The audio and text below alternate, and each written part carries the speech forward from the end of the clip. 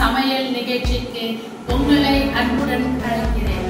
வாங்க, உங்க time waste பண்ண வேணாம், நிகழ்ச்சிக்குள்ள போய்கிட்டு மற்ற விஷயத்த பேசுவோம். இன்னைக்கு நாங்க என்ன செய்ய போறோம் தெரியுங்களா? ரவா பால்ஸ் சூப்பரா இருக்குங்க. எல்லாரும் விரும்பி சாப்பிடுவாங்க. எங்க ஃபேமிலில அது ஒரு ஃபேமிலி விரும்பி சாப்பிடக்கூடிய ஃபேமிலி டிஃபன் ஒரே ஒரு ஐட்டம்னா இந்த ஐட்டம் எல்லாருக்கும் பிடிக்கும். சரிங்க, அதுக்கு முன்னாடி நீங்க என்ன பண்ணணும்? லைக் பண்ணுங்க, ஷேர் பண்ணுங்க and subscribe பண்ணுங்க. வாங்க போலாம்.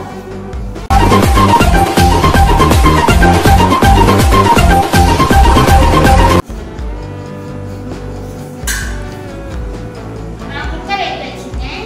அதுல தண்ணி அரைச்சு வச்சிருக்கேன்யா, அதுல எடுத்து ஊத்திக்கிறேன். எவ்வளவு அளவு வச்சிருக்கீங்க? ஒரு டம்ளர் ரவைக்கு 2 டம்ளர் தண்ணி. வெரி குட், அவ்வளவுதான்.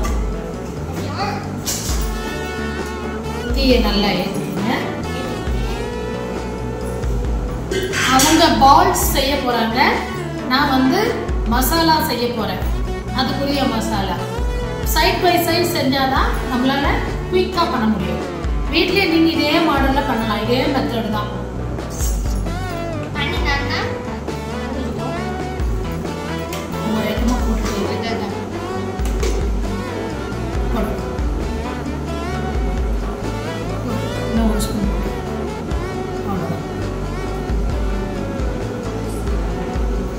உப்பு போட்டாச்சு.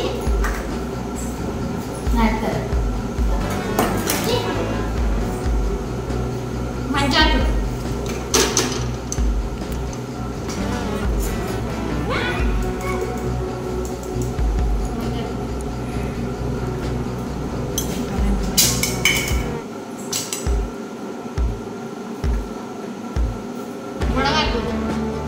தனி மிளகாய் காரத்துக்காக அண்ட் கலருக்காக உங்க இஷ்டம்தான். எந்த தூள் வேணாலும் போட்டுக்கலாம். இல்லை காரம் அதிகம் பிடிக்காது எங்கள் குடும்பத்தில் அப்படின்னீங்கன்னா பெப்பர் பொடி இருந்தாலும் அதில் போட்டுக்கலாம். கொஞ்சம் எண்ணெய் போட்டுக்கலாம்.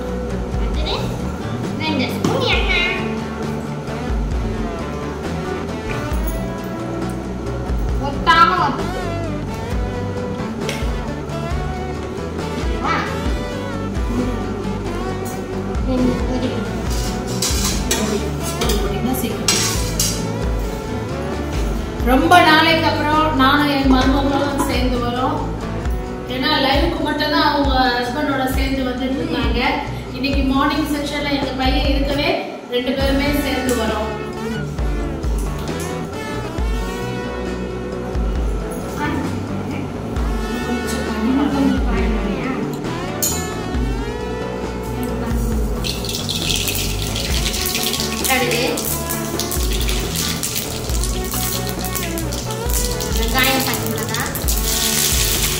சில பேருக்கு எங்க வீட்டில் அந்த மசாலா ஐட்டம்ஸ் ரொம்ப பிடிக்காது.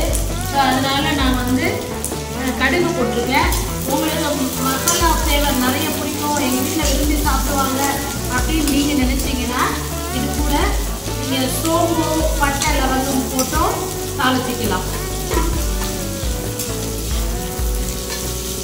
ஏற்கனவே ரவா பால்ஸுக்கு என்னோட மருமக உப்பு போட்டுட்டாங்க ரவையில. இது வந்து மசாலா, இதில் போடுற மசாலாவுக்கு வேணும் இல்லைங்களா, அதனால இதுக்கு கொஞ்சம் போட்டுக்குவோம்.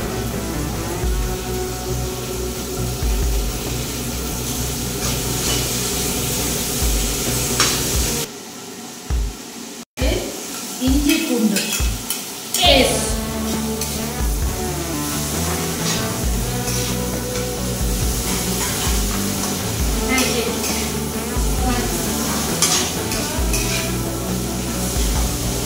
இஞ்சி பூண்டு பேஸ்ட் முடிஞ்ச பிறகு இது கூட நம்ம தக்காளியை போட்டுக்கணும்.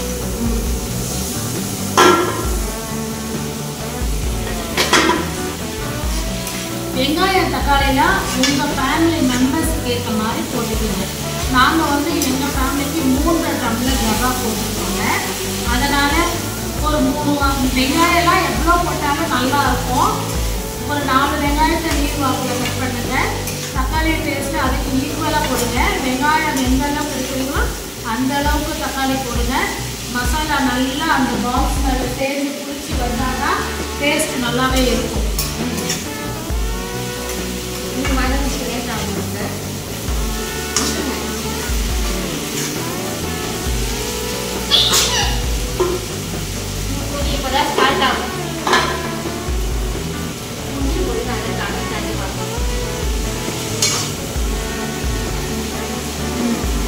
எப்பொழுதுமே நான் உங்களுக்கு பல வீடியோவில் சொல்லியிருக்கிறேன், சமையல் வந்து பார்த்து செய்கிற ஹோம்ஒர்க் கிடையாது, ஒரு மேத்தமெட்டிக்ஸ் மாதிரி ரூல்ஸ் அண்ட் ரெகுலேஷன்லாம் கிடையாதுங்க. நம்மளோட ஓன் இன்ட்ரெஸ்ட் தான். இதில் என்ன வேணாலும் நம்ம சேர்க்கிறது நம்மளோட ஓன் இன்ட்ரெஸ்ட் தான். எப்படி சொன்னால், இப்போ இந்த வெங்காயம் தக்காளியில் ஃப்ரெஷ் கேரட் இருந்துச்சுன்னா கேரட்டை நம்ம இது கூட துருவி போட்டிங்கன்னா இன்னும் டேஸ்ட்டாக இருக்கும். வெஜிடபிள்ஸ் இருந்துச்சுன்னா குடைமிளகாய் இருந்தால் அதையும் போடலாம். இது வந்து கோஸ் இருந்தால் அதையும் திரும்பி போடலாம். தேங்காய் போட்டிருந்தால் போடலாம். உங்கள் குழந்தைக்கு உங்கள் ஃபேமிலிக்கு என்னென்ன ஐட்டம் பிடிக்கும், எவ்வளோ ஹெல்த்தியாக கொடுக்கலாம் அப்படிங்கிற யோசனைகள்லாம் உங்களுக்கு இயற்கையாக வரணுங்க. ஸோ எல்லாருமே இப்போ நாங்களுமே அப்படிதான், எதை ஒன்றும் வந்து நமக்கு பிடிச்ச மாதிரி நம்ம ஸ்டைலில் மாற்றிக்கணுங்க.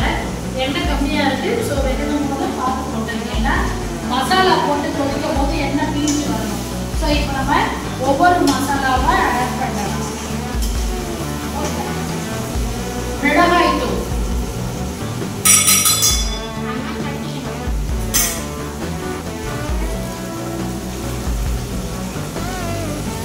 குழம்பு மிளகாய் தூள், இது வந்து நல்ல கலர் கிடைக்கும், அதுக்காக நாங்கள் அதை ஆட் பண்ணிக்கிறோம். மஞ்சள் தூள்,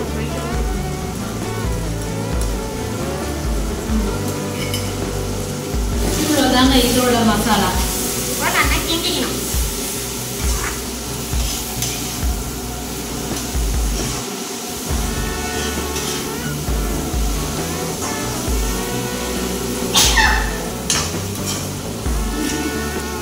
மிளகாத்தூள் எல்லாம் போடவே பாருங்க. இந்த இது எவ்வளோ அழகா இருக்கு பாருங்க, நல்ல கலர்ஃபுல்லாக நல்லா இருக்கு. இது நல்லா வெந்து வந்தால் தான் நம்மளோட இதோட பால்ஸோட மேட்ச் ஆகும். ஸோ இது நம்ம கிரேவிக்கு தேவையான அளவுக்கு தண்ணி,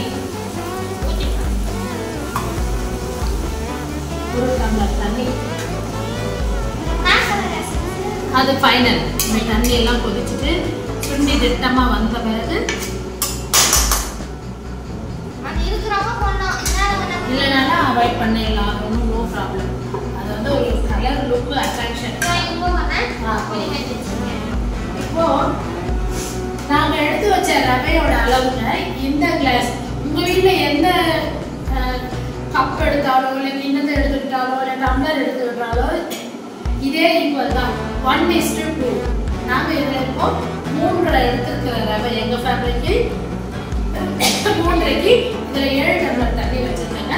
இப்போ இதை கொட்டி ரொம்ப கொதிக்க விடக்கூடாது. ரொம்ப கொதிச்சதுன்னா ரவை கட்டி கட்டி கட்டியாக ஆகிடும். தைரியமாக ஃபுல்லாக கொட்டிக்க ஒன்றும் ஆகாது. ஃபுல்லாக கொட்டிட்டேன், அவ்வளோதான். அவ்வளோதாங்க. நல்லா கிண்டி விடுங்க.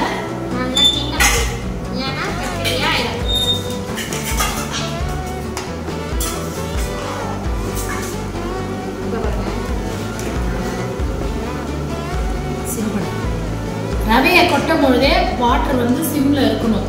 தண்ணி கொதிச்சுட்டே இருந்ததுன்னா கட்டி ஆகிட்டே இருக்கும். பயப்படாதீங்க, ஏன்னா நம்ம பால்ஸ் செய்ய போகிறோம். ஸோ அதை நம்ம கணிஞ்சி செய்யும் போது சரியாயிடும், பயப்படாதீங்க. அவ்வளோதான், சிம் பண்ணிட்டு கொட்டணும்.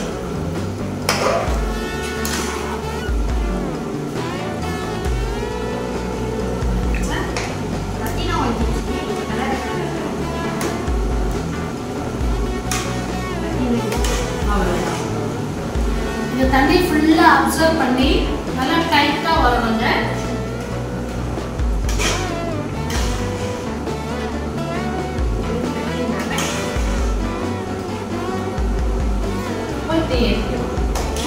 சீக்கிரமா டைட்டா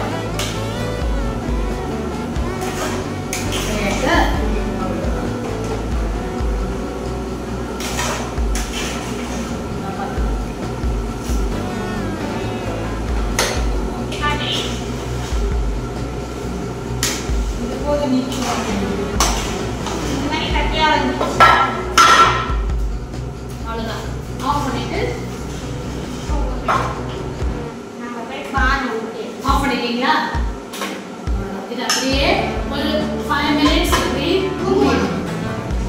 மூடி வச்சிட்டீங்கன்னா அந்த ஹீட்ல அது வந்து நல்லா வெந்து வந்துடும்.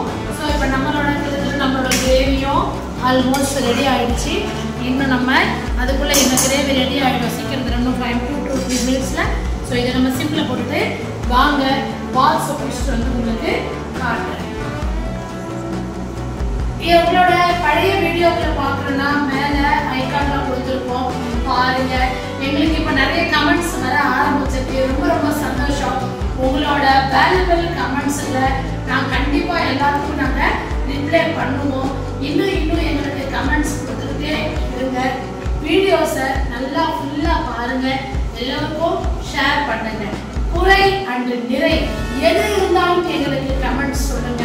அப்போதான் நாங்கள் எங்களை கரெக்ட் பண்ண முடியும். வாங்க போய் இப்போ பால்ஸ் செஞ்சுட்டு வரலாம். அப்படியே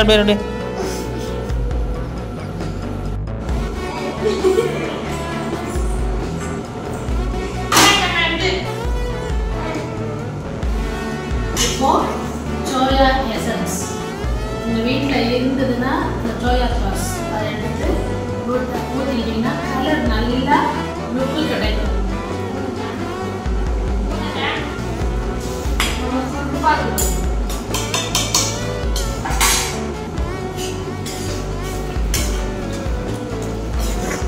நான் ஆல்ரெடி உங்களுக்கு ஏற்கனவே சொன்ன மாதிரி அது போடணும் பால்ஸ்.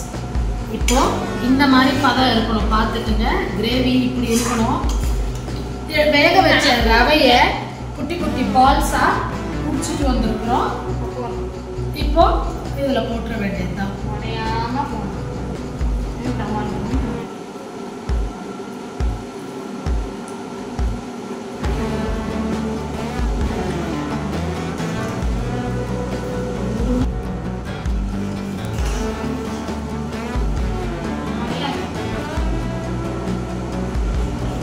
கிண்டோதாங்க நம்மளுடைய ரவா பால்ஸ் ரெடி ஆயிடுச்சு. ஆல்ரெடி ஏற்கனவே நம்ம மசாலா ப்ரிப்பேர் பண்ணிட்டோம்னா இந்த பால்ஸை கொண்டு போட்டு அந்த கிரேவியில் ஒரே ஒரு கலர் கிளறினீங்கன்னா போதும். கிளறும் போது அட்டியில் இருந்து கிளறணும். இந்த மாதிரி இப்படி சாய்ச்சிட்டு கிளறணும். அப்படி பண்ணினா தான் பால்ஸு உடையாம எல்லா கிரேவியும் அதில் அப்சர்வ் பண்ணிட்டு வரும். இப்போ பாருங்கள் எவ்வளோ கலர்ஃபுல்லாக நல்லா ரெடி ஆயிடுச்சு. இப்போ இதுக்கு மேலே நம்ம கொத்தமல்லி தூவி கார்னிஷ் பண்ணிட வேண்டியதுதான். முடிஞ்சு போச்சு. கேஸை ஆஃப் பண்ணிடுவோம். ஒரு தட்டில் வச்சு சர்வ் பண்ணிடலாம்.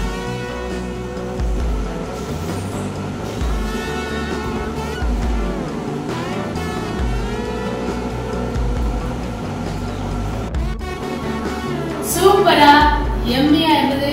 நீங்களும் செஞ்சு பார்த்து உங்க கருத்துக்களை கமெண்ட் சொல்லுங்க. அதுக்கு முன்னாடி என்ன பண்ணணும்? எங்க பேர லைக் பண்ணுங்க, ஷேர் பண்ணுங்க அண்ட் சப்ஸ்கிரைப் பண்ணுங்க. அன்பை கொடுத்து அன்பை பெறுங்கள்.